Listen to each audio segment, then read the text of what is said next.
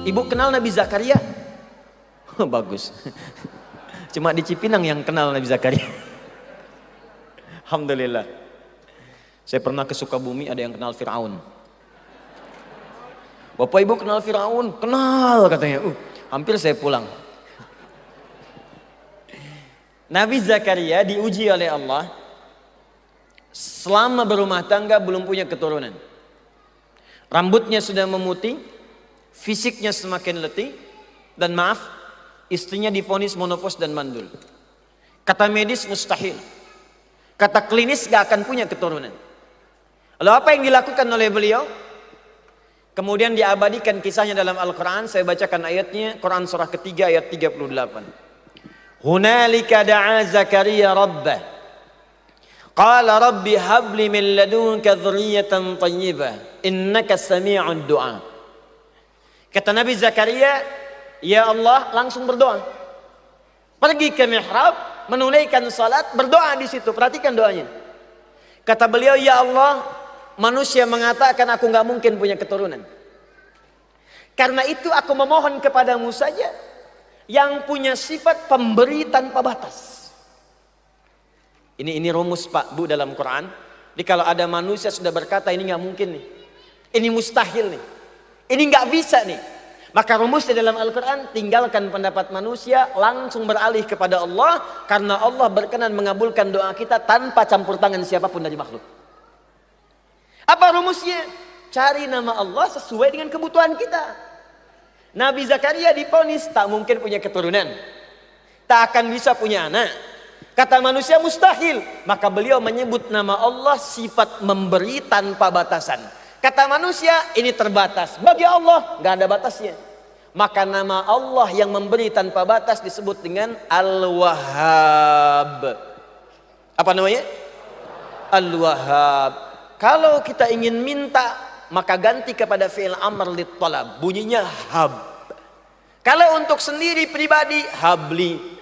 Kalau untuk banyakan, hablana. Rabbana hablana min azwajina. Karena beliau minta untuk pribadi, perhatikan kalimatnya. Qala rabbi habli min ladunka dzurriyyatan thayyibah. Ya Allah, mereka mengatakan aku nggak mungkin punya keturunan, maka aku hanya mohon kepadamu yang tidak punya batas dalam pengabulan. Anugerahkan kepadaku ya Allah keturunan dari sisimu saja, karena manusia mengatakan mustahil darimu. Apa jawabannya?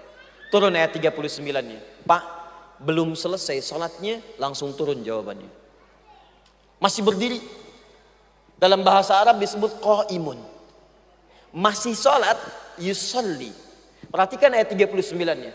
Fanadathul malaikatu wa huwa qaimun yusalli fil mihrab. Annallaha yubashshiruka bi Yahya. Kata Allah, saya utus malaikat, langsung saya perintahkan sampaikan pada Zakaria alaihissalam, Allah mengabulkan doanya. Sedangkan beliau belum selesai sholatnya, baru selesai doa, belum selesai sholat. Dahsyatnya Asmaul Husna ketika disampaikan pada Allah bisa mempercepat terkabulnya doa, bahkan sebelum selesai ditunaikan sholatnya. Kata malaikat, Allah mengabulkan doamu, engkau akan punya anak namanya Yahya, artinya hidup. Yang mustahil menurut manusia, lahir dari rahim seorang perempuan yang menopause dan mandul bayi yang hidup, kata Allah nggak ada yang mustahil bagiku, jadi dan hidup dia.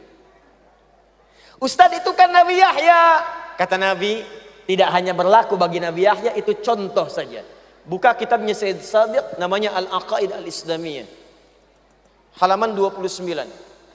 Di situ di sebelah kiri pertengahan ada subbab hadis yang banyak dinukil oleh para ulama, termasuk juga Syekh Muhammad Nasruddin Al-Albani dalam kitabnya.